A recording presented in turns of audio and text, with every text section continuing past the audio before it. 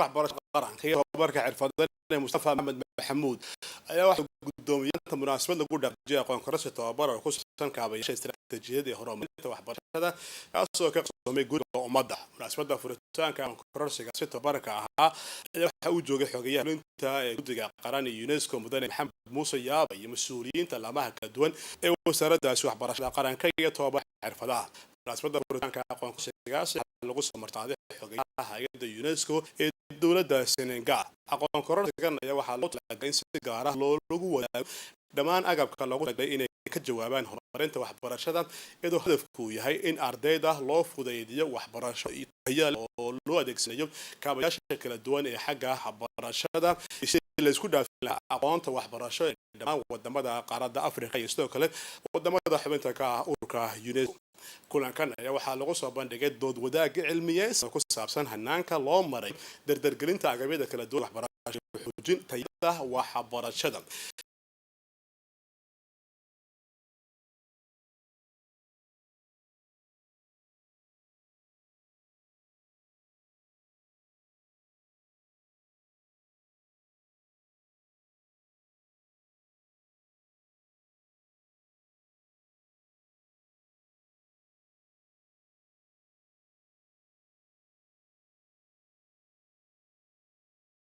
Les ressources éducatives ou bien tout matériel qui est conçu à des fins éducatives comme les cours, les fiches pédagogiques, les contenus de formation ou bien tout document en lien avec l'acte d'enseigner ou bien les gestes d'apprendre devient ressource éducative libre. Ainsi, son utilisation, sa diffusion s'affranchissent d'un certain nombre de contraintes et de restrictions liées aux droits d'auteur. Pourquoi les ressources éducatives maintenant?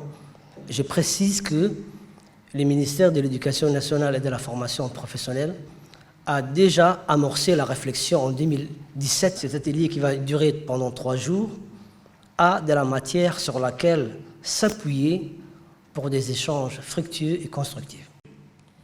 Les ressources éducatives libres offrent la possibilité d'élargir l'accès à l'éducation à tous les niveaux, d'améliorer la rentabilité et la qualité de l'enseignement et des apprentissages.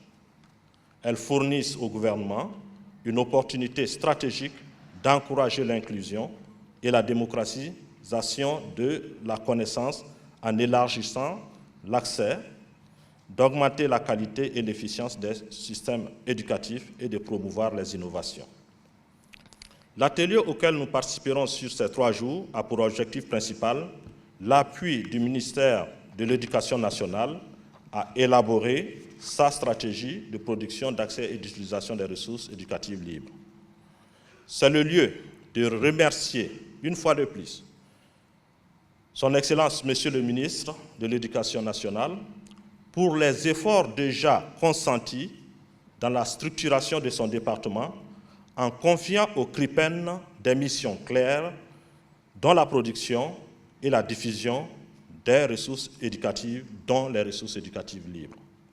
Ce projet a été initié en 2020 et cible 15 pays pour l'activité axée sur les stratégies de production et de diffusion des ressources éducatives, l'intégration des REL dans les stratégies de production et de diffusion des ressources éducatives. Je suis très heureux de lancer ce matin les travaux de l'atelier des dialogues stratégiques sur les ressources éducatives libres.